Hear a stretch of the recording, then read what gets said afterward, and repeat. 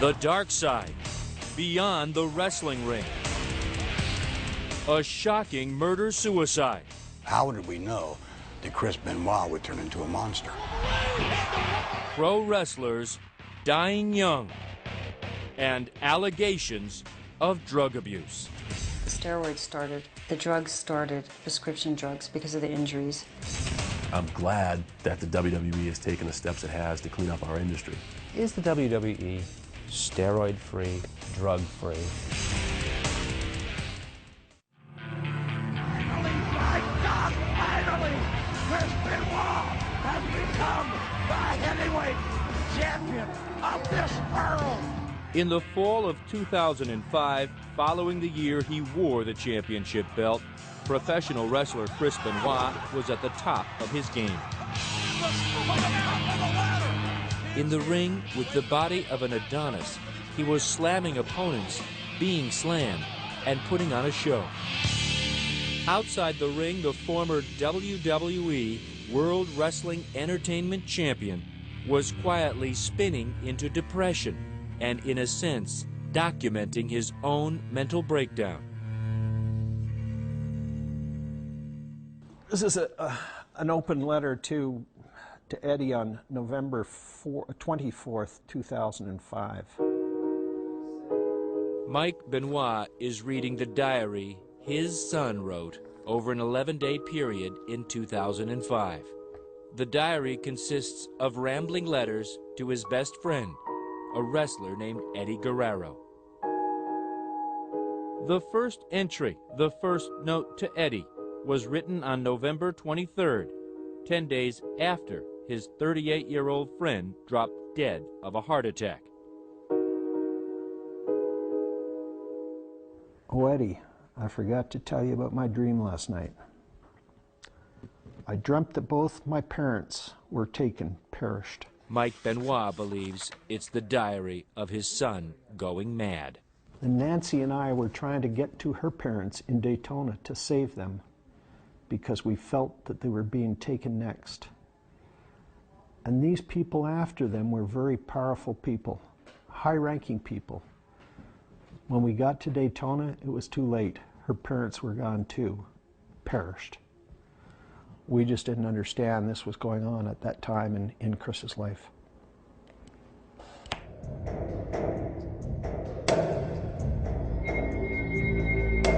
"19 months later, during the weekend of June 22nd, Chris Benoit would suffocate his wife Nancy, their 7-year-old son Daniel, then would walk into the basement of his suburban Atlanta home and hang himself.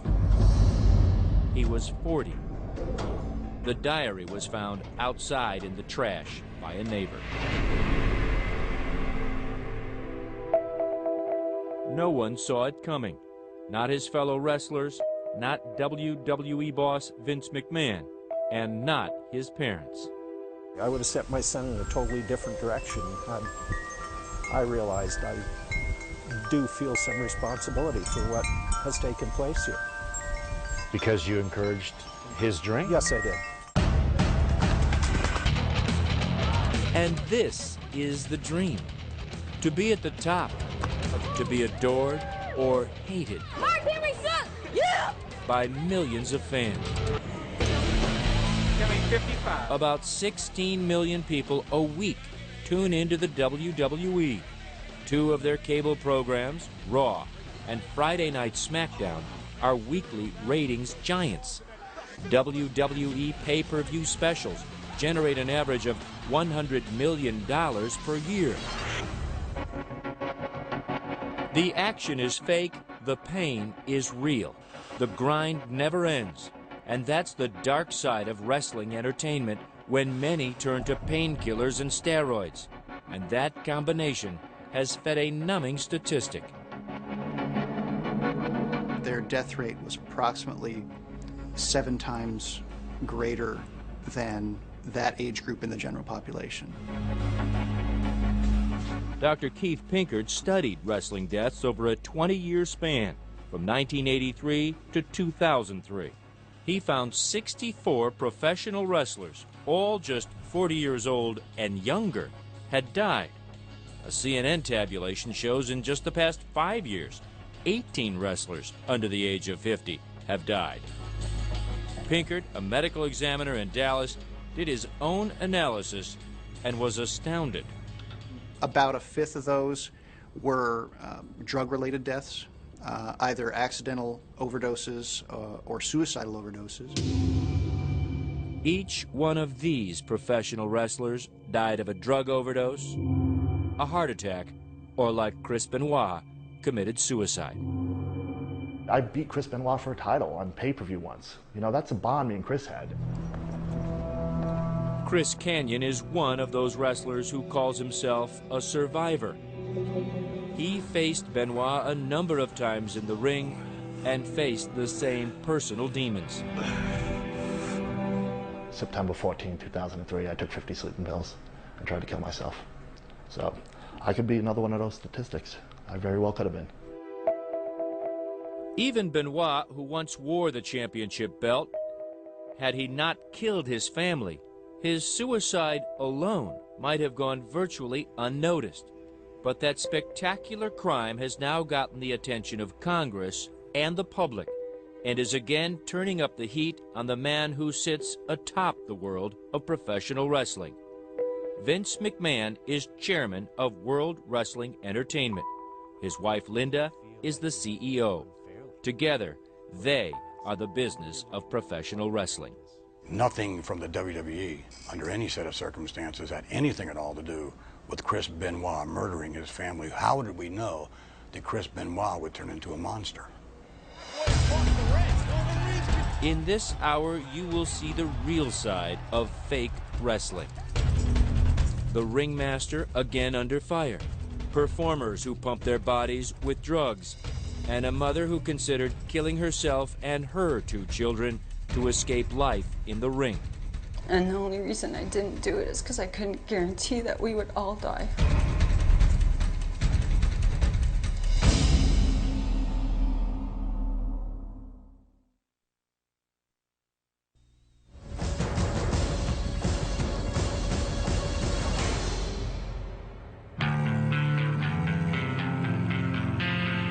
At first, there was the special tribute. On June 25, 2007, Vince McMahon and superstars like Phil CM Punk Brooks remembering a champion, Chris Benoit. Last night I felt really overwhelmingly disappointed because I didn't get to wrestle Chris Benoit. Yes, I just can't get that out of my head because Chris Benoit was my hero. Just one day later, tonight, investigators are calling the horrific scene that they found inside this home a murder-suicide. CM Punk's hero had become a villain, and Vince McMahon and his wrestling empire were on the defensive. Good evening, ladies and gentlemen. Last night on Monday Night Raw, the WWE presented a special tribute show, recognizing the career of Chris Benoit. However, now some 26 hours later, the facts of this horrific tragedy are now apparent.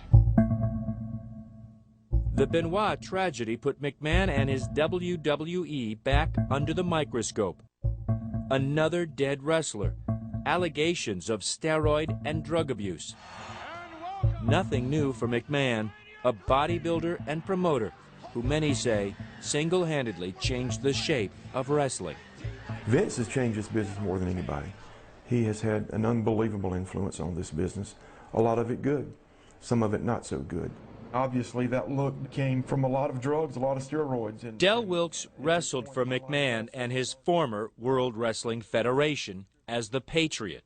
He says he was injured in the ring, became addicted to painkillers, and ultimately spent time in prison. The WWF was known as the company of big guys.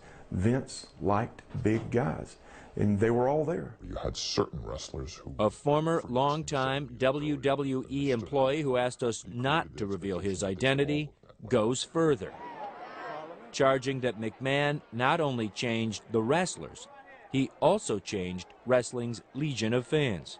You look at pictures of wrestlers before the mid to late 80s, they don't look like bodybuilders. They look like your unemployed uncle sitting on the couch. That's what they look like.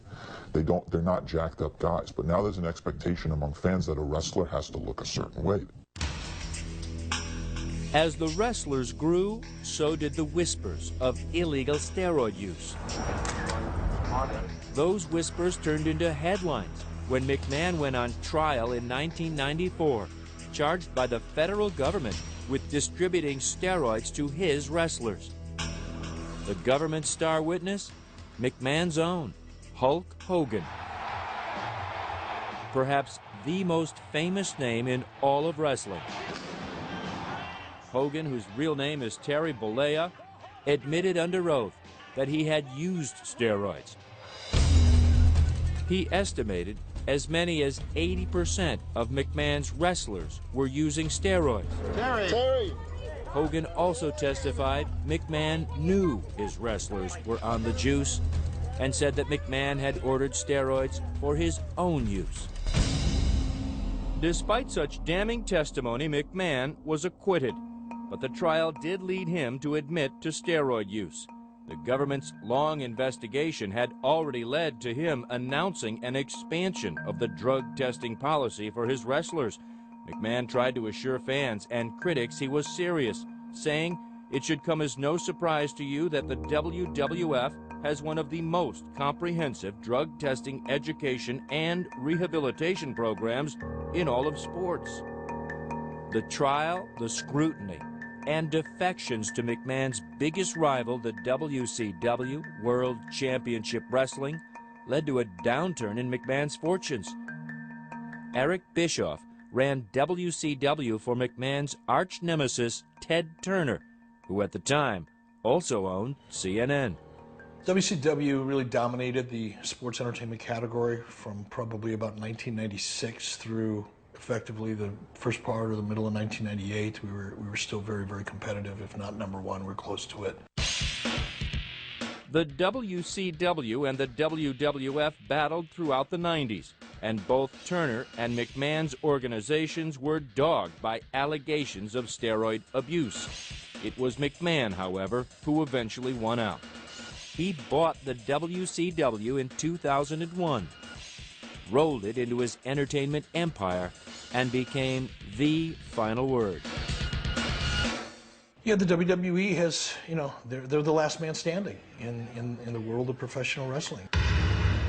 Vince McMahon now lorded over all of wrestling, its profits and its pitfalls.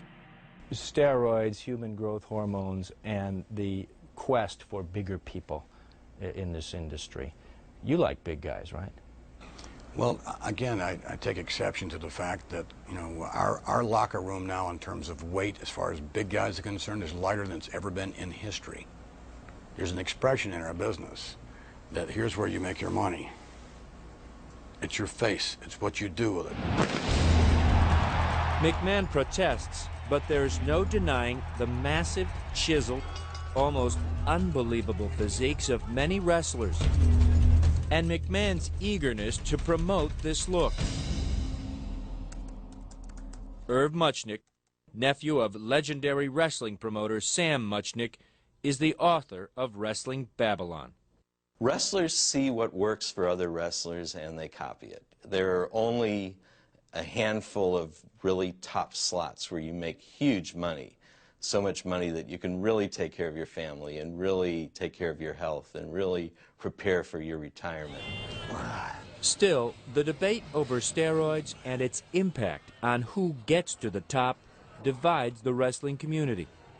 It's pretty obvious. You can sit down and watch the show and at least decide at least a percentage of who's on and who's not. Former WWE champ Chris Jericho says you can wrestle and not be pumped up. I think wrestling is a very stereotypical image that it's all the big, huge behemoths and the Neanderthals that really make the big cash and really make it big. And hey, there are a lot of huge guys that make it, but there's other guys that aren't as huge that actually had to go and learn how to be a good wrestler to make it. Big, small, in between. Today, wrestlers may be split on what it takes to make it, but there's only one man who decides who wins and who loses: Vince McMahon. Coming up. is the WWE steroid-free, drug-free?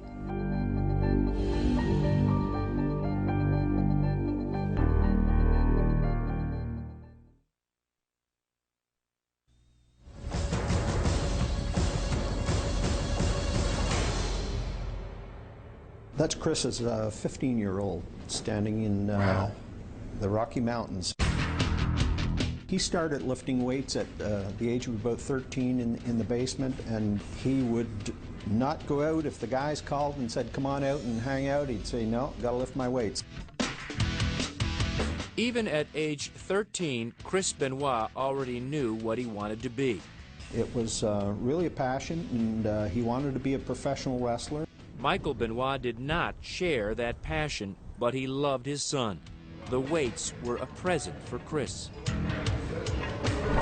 I dread the time that I even bought the weight set. You look back in your life and look at the mistakes you've made. That was the biggest mistake I ever made. Young Benoit's passion turned to obsession. He grew stronger, bigger, and on weekends, he would convince his father to let him drive the 3 hours from his home in Edmonton, Alberta, to Calgary, the very heart of Canada's wrestling empire. He really thought a fellow by the name of the Dynamite Kid, that became his idol, and really his wrestling style, he really followed the Dynamite Kid. Looking back, Mike Benoit believes allowing Chris to idolize the Dynamite Kid was an even bigger mistake. It started with the verbal abuse and, putting me down in front of other people. Michelle Smadou was just a teenager when she met and fell in love with Tom Billington, the Dynamite Kid. They married, had a child, and soon after, Michelle says the Dynamite Kid began to explode. He certainly wasn't the guy you fell in love with. No. He was the gentleman that kicked out his wife and 3-week-old baby. And do you blame it all on the steroids? Yes. Tom Billington came to Canada from Manchester, England to become a pro wrestler. Like Chris Benoit, Billington was a small man in a big man's ring. For the first time, they were allowing a smaller person to come in and take those top spots. The bigger he got, the more fame he gained, the more in demand he was. From Canada, the Dynamite Kid moved up to McMahon's WWF. He became one half of the British Bulldog tag team, but behind the scenes, he was crumbling. The steroids started, the drug use, prescription drugs, because of the injuries, which also starts with the alcohol. Michelle says at home, the kid was out of control, at one time dragging her by the hair, holding a gun to her face. It became so bad that I just wanted to get out, and the way I was going to get out was I put my 2 children on the bed, the master bed, Bronwyn and Merrick, and Tom had a lot of guns, so I went to get his gun, and I wanted to shoot Bronwyn and Merrick, and then myself. And the only reason I didn't do it is because I couldn't guarantee that we would all die. Michelle never told her husband what you have just heard. The night before this interview, she finally told her children. I can't imagine how tough that was to tell them. Did they look at you differently? Well, there was a lot of tears, and we didn't say anything. It was a quiet acceptance. They know that something horrible went on during the marriage. The marriage ended in 1991 when Michelle bought her husband a one-way ticket from Canada back to Manchester, England. This is the Dynamite Kid today. Tom Billington now lives in a public housing apartment outside Manchester.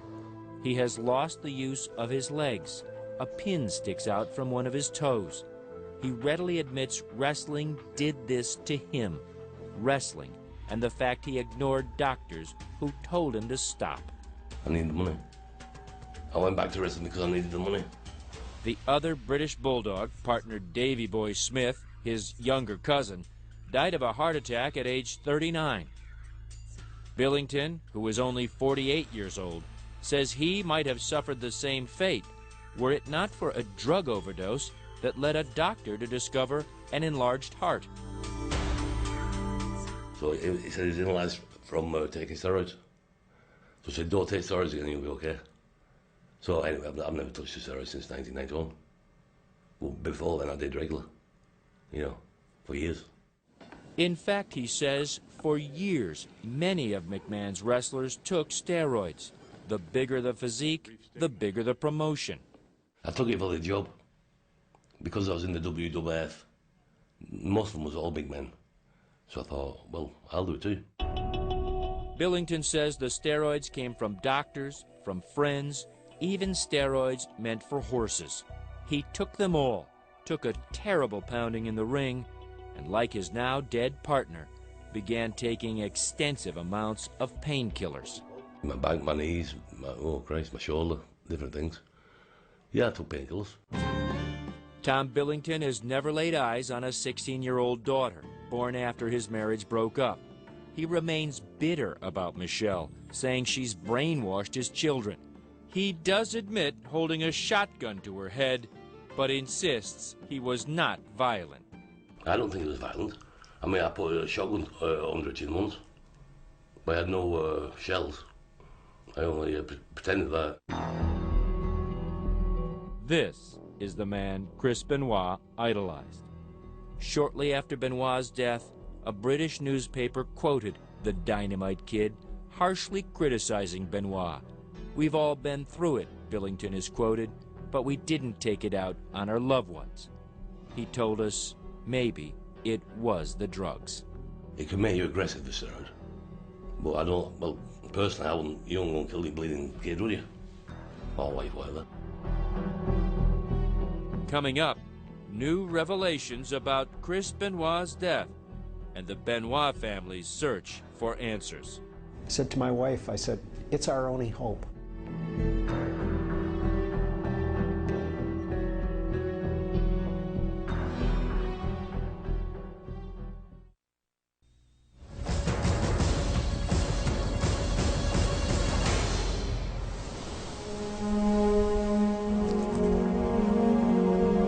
At his home outside Edmonton, Mike Benoit was in mourning. It was 4 days after his son's family was found dead in their Fayetteville, Georgia home. The headlines declared his son a suicidal murderer. But why? Mike Benoit didn't know where to begin. I called the funeral parlor in Atlanta to pick up his remains, and we were going to have him cremated. So I was in the process of making those arrangements when I got a call from Chris Nowinski. Chris Nowinski is a former WWE wrestler who left the business in 2003 after suffering multiple concussions. He founded the Sports Legacy Institute, an organization that explores the dangers of undiagnosed concussions in sports. Nowinski was calling because he wanted a piece of Chris Benoit's brain. So that they could do some tests to see if there was any signs of brain damage. I said to my wife, I said, it's our only hope. And I really knew in my heart that because this isn't the son that we knew and loved. Through cooperation from the Benoit family, we have had the opportunity to examine the brain tissue obtained from the autopsy of Christopher Benoit. You see these brain cells here. In September, the Institute held a news conference in New York to release its findings. Chris Benoit, the researchers announced, had the brain of an elderly Alzheimer's patient. This is a normal example on the left. It's smooth, it has the round cells. Christopher Benoit's brain, you see the projections, the connections here. The slides reveal severe damage throughout all regions of his brain tissue, attributable to multiple undiagnosed concussions. I think that these extensive changes throughout his brain, to me, and I think the others in our organization believe that it is enough to very likely explain aberrant behavior, including suicide and even homicide. While other doctors have been more cautious about linking brain damage to violent behavior, the Institute's finding was the answer Mike Benoit needed, and it turned his grief into anger.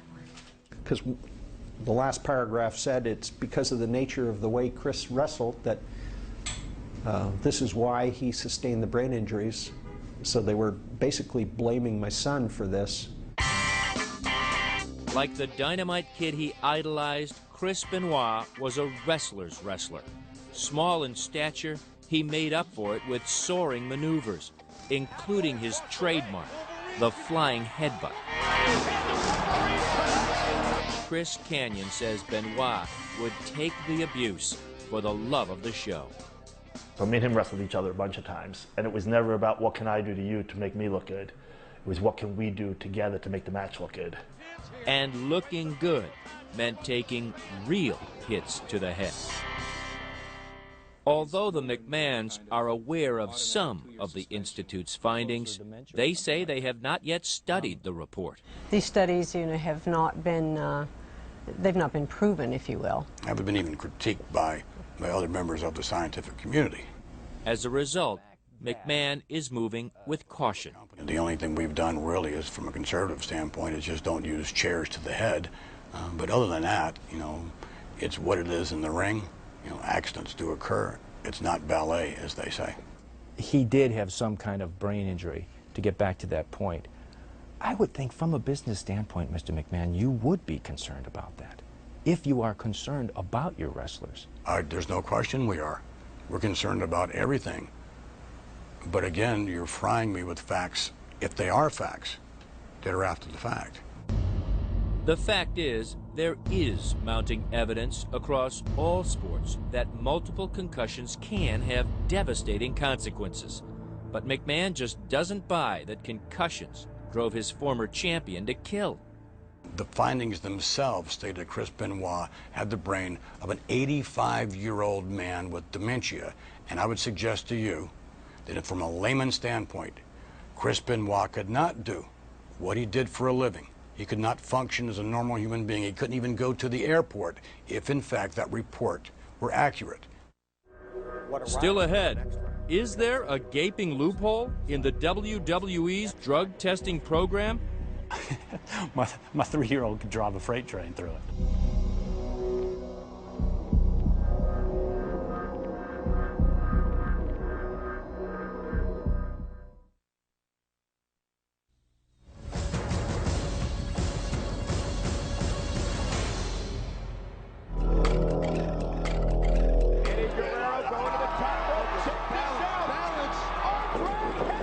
On November 13, 2005, wrestler Eddie Guerrero dropped dead of a heart attack in a Minneapolis hotel room. He was 38. A coroner determined the death was due to heart disease, but noted a history of anabolic steroid use and narcotics. Another WWE star dead before the age of 40. Vince McMahon needed to act. And once again, a drug testing policy was implemented, although it has many, many deficiencies in it, in my judgment. Dr. Gary Wadler is a world-renowned expert in the study of steroids, drugs, and athletes. He is also a longtime critic of McMahon. Wadler testified as an expert witness for the prosecution in the federal case against McMahon in 1994. During the government's investigation that led to that trial, McMahon announced the launch of what he called the most comprehensive drug testing in all of sports. McMahon says the program was successful for a while. The cost of that at that time, we were not a public company, was extraordinary. We suspended that. We had to compete. We lost money. It was a private company. We lost millions of dollars for more than 1 year. And quite frankly, did not have the funds to continue this program, and especially when our competition would not. More than a dozen years later, Wadler is convinced steroids and drugs remain rampant in the WWE. He is also convinced McMahon could clean it up with a serious drug testing program, which Wadler insists the WWE does not have.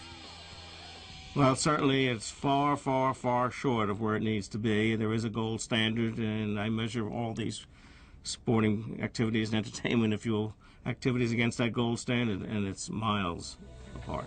That gold standard exists here at the Olympic Training Facility in Colorado Springs, where Travis Tygart heads up the U.S. Anti-Doping Agency.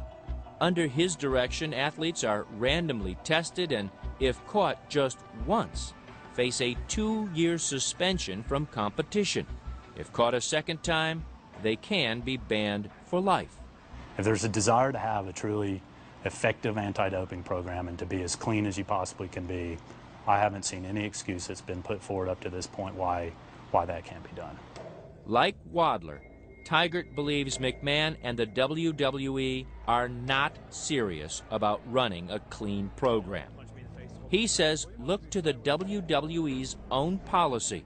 Performers who are caught are given only a warning for their first offense, a mere 30-day suspension for a second offense. You need to flunk a drug test 4 times before you are actually let go. Then there is the loophole. And that basically says, if you got a prescription, you're clean. Yeah, it's just a loophole in my mind that guts the entire program. You know, my 3-year-old could drive a freight train through it, to be quite honest, because it's so easy. Like many other wrestlers with the WWE, Chris Benoit found no problems getting a prescription. Authorities in Georgia say one of Benoit's doctors was prescribing a 10-month supply of anabolic steroids to the wrestler every 3 to 4 weeks. To his credit, to build a better drug testing program, Vince McMahon hired Dr. David Black, who helped the NFL develop its rigorous testing. Black says he was brought on to clean up the WWE. Were you apprehensive about stepping into the ring with these guys? Whether or not they would truly be serious and follow your recommendations? This has risk, yes. If I believed the talent were not going to cooperate, if I believed that the WWE was not sincere in this effort, then I've made a foolish decision. But I've listened. I have seen action follow verbiage. And I've seen the determination in Vince's eyes when he's told me, Dave, I want this deal addressed. Since the program began in February of 2006, more than 30 WWE wrestlers have been suspended, including 2 after our conversation with Vince McMahon. Dr. Black says twice that number have tested positive and been given a warning. Black's program includes random urine tests 4 times a year, no advance warning, and he says he has full authority with an outside medical consultant to determine if a prescription drug being used by a wrestler is necessary and legal. Black says he doesn't take orders from McMahon, but admits the program is not foolproof. He concedes that some of the huge bodies in the WWE were built in a pharmacy, not in a weight room. We are working towards making sure that all the physiques presented are natural. As a result, am I going to see smaller and smaller wrestlers in the ring? I think over time the impact of the program will be that we will see healthier wrestlers in the ring. Critics of McMahon say that does mean smaller wrestlers. This former employee, who wants to remain anonymous, sees that as a deliberate attempt to get steroids out of the headlines.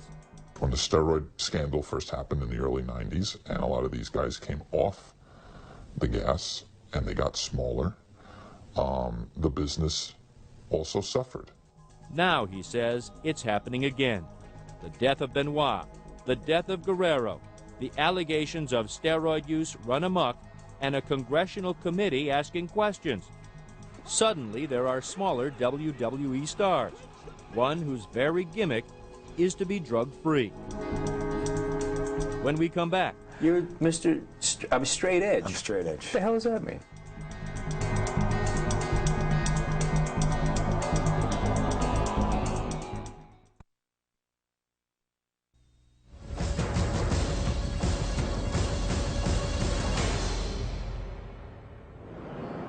Halloween Eve, Phil Brooks, known to wrestling fans as CM Punk, arrives early at Long Island's Nassau Coliseum.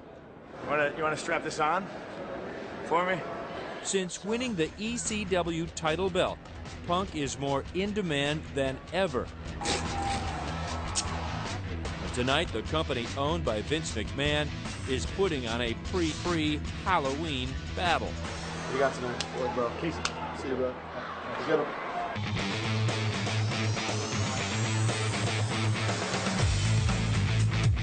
CM Punk is literally half their size, but is suddenly becoming a big star, promoted not only for his skill in the ring, but the lifestyle he calls straight edge.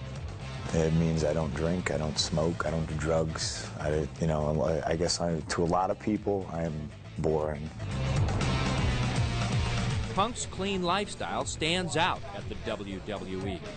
This guy is the current Extreme Championship wrestler. He's getting star treatment. Y'all give it up for CM Punk! Yeah, boy! He's tapped for radio interviews. I think what stuck with me from being a kid was the British Bulldogs. Even his workouts get interrupted with the press calls, like this one from Germany. You know, you've been at it for 10 years, but your sudden rise to fame at this time has to do with the fact that the WWE wants to hold you up as an example, saying, look, we've got a clean wrestler. I think it was, I don't think that's the sole reason. I think it was more circumstance, you know? I mean, all this stuff started to happen, and I just happened to be there. While the WWE is trying to put the Benoit story behind it, its wrestlers can't escape nagging questions about steroid abuse. John Cena is a WWE superstar, now recovering from an injury in the ring. He doesn't like being asked if he has used steroids. Have you ever used steroids? Absolutely not. This is a crazy question, and it's something that it's tough to answer just because of the way society is now, the way people conceive things, because performance-enhancing drugs have got the spotlight, and it's a hot thing to talk about. The McMahons, Linda and Vince, insist their drug policy is for real, and the accusation that it's just for show, to take the heat off, is not true. The federal government didn't suggest that we start a program of this nature. The media didn't suggest that we start a program of this nature. It started because it was the right time to do it. We had the funds to do it. It was the right thing to do. Is the WWE steroid-free, drug-free? I don't think that there's any organization in the world, be it entertainment or be it sport, that can tell you that they are totally drug-free. Evidence of that surfaced just this past September, 3 months after Benoit's death. A prosecutor in Albany, New York, found 10 current wrestlers on the customer list of an internet pharmacy accused of dealing illegal steroids. So we took action immediately, the same day. They weren't actually caught by the WWE's drug policy. They were caught by some local prosecutor. Sure. Chris Benoit was one of them. But he had been caught earlier by the WWE, testing positive for testosterone. Because it was a first offense, he was only given a warning. When Benoit retested just this past April, 2 months before his death, he was clean. Chris was someone I did view as a very positive part of the program. He always indicated in those conversations that he did not want to violate the policy. Autopsy results show Chris Benoit had steroids in his system at the time of his death. We're not looking to just, say, got you. We want to protect the health and well-being of the men and women who are part of World Wrestling Entertainment. As it turned out, the McMahons are holding up their testing program, which now includes heart scans for their performers, as an example of a positive turn in a tough business. They have even offered to pay for drug and alcohol rehab for former wrestlers. But McMahon is not about to accept any blame for what others do to themselves. From a humane standpoint, I mean, is that hard to swallow, that so many of these wrestlers are dying so young? Well, again, I think that from a responsibility standpoint, I think that we all as individuals are responsible for our own actions. If someone passes through our organization, certainly our organization is not responsible for someone's own personal activities. And what would Chris Benoit's father say to Vince McMahon if he has the chance? It's too late for my son. It's too late for my daughter-in-law. It's too late for my grandson. But you know, let's be concerned with the guys that currently work there. Let's do something meaningful.